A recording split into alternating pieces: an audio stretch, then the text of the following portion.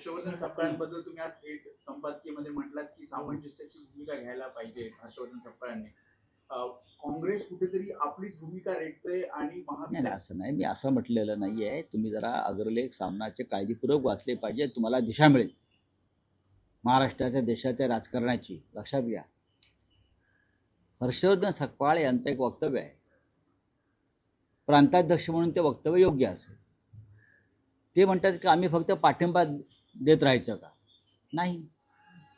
आता दिल्लीमध्ये जर उद्या राहुल गांधी प्रधानमंत्री होणार असतील तर आम्ही नाही सांगणार की आम्हाला प्रधानमंत्री करा म्हणून शिवसेनेचा, किंवा शरद पवारांच्या पक्ष नाही सांगणार जाऊन की आमच्या पक्षाचा प्रधानमंत्री करा, किंवा अखिलेश यादवांचा पक्ष सांगणार नाही की आमचा प्रधानमंत्री करा, किंवा ममता बॅनर्जी सांगणार. आम्ही म्हणणार काँग्रेसचा प्रधानमंत्री करा, राहुल गांधींना. तेव्हा आम्ही असं म्हणायचं का आम्ही फक्त पाठिंबा द्यायचा का? नाही.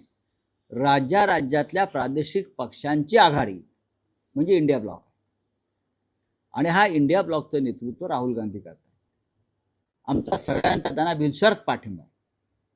अशा वेळेला महाराष्ट्रात सध्या जी दुर्दैवानं जे आकडे आम्हाला मिळाले, मी दुर्दैवानं म्हणतो की कोणाला 10, कोणाला 16, कोणाला 20, अशा वेळेला प्रादेशिक पक्षांना प्राधान्य दिलं पाहिजे. तुम्ही राष्ट्रीय पक्ष आहात आणि आपण येणाऱ्या संधींचं समान योग्य प्रकारे वाटप केलं पाहिजे, हीच आमची भूमिका आहे. काँग्रेस ऐकत नाही असं त्याच्यात नाही नाही, मी असं म्हणत नाही. काँग्रेसचं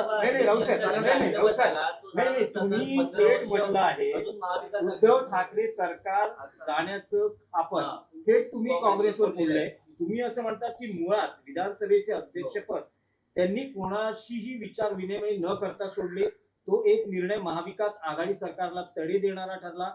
त्यानंतर विधानसभा अध्यक्षपदाची निवडणूक राज्यपालांनी होऊच दिली नाही व मेहनतीने आणलेल्या सरकारचे सगळे मुसळे केरात गेले. आज महाराष्ट्रात जे अराजक निर्माण झाले आहे त्याचे मूळ विधानसभा अध्यक्षपदाच्या तडकाफडकी दिलेल्या राजीनाम्यात आहे. थेट खापर तुम्ही काँग्रेसवर बोलताय. या संदर्भात जेव्हा जेव्हा संधी मिळेल त्या वेळेला माननीय उद्धव ठाकरे यांनी अनेक व्यासपीठावरती हा मुद्दा मांडलेला.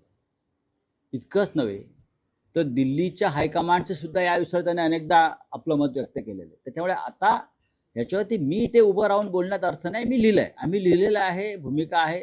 आम्ही काँग्रेसला समजून सांगत आहोत की देशावर भविष्यामध्ये जे परिवर्तन होईल त्याचं नेतृत्व तुम्हाला करायचं आहे. त्यासाठी राज्यातले जे प्रादेशिक पक्ष आहेत तुम्ही त्यांच्याशी सन्मानानं, आपुलकीनं आणि सकारात्मक दृष्टिकोन ठेवून वागायला पाहिजे. हा विषय फक्त महाराष्ट्रातला नाही आहे. हाच विषय बिहारमध्ये असू शकतो, हा तेलंगणात असेल, हा उत्तर प्रदेशमध्ये असेल, सगळ्याच राज्यामध्ये हा तामिळनाडूमध्ये असू शकतो. हा विषय प्रत्येक राज्यामध्ये तुम्हाला प्रादेशिक पक्षांशी जुळवून घ्यावं लागेल, त्यांना ताकद द्यावी लागेल आणि त्यांच्या मदतीनं तुम्हाला तुमचा आकडा वाढवावा लागेल. त्यासाठी तुम्ही आम्हाला सुद्धा मजबूतीनं आमच्या पाठीशी उभं राहिलं पाहिजे.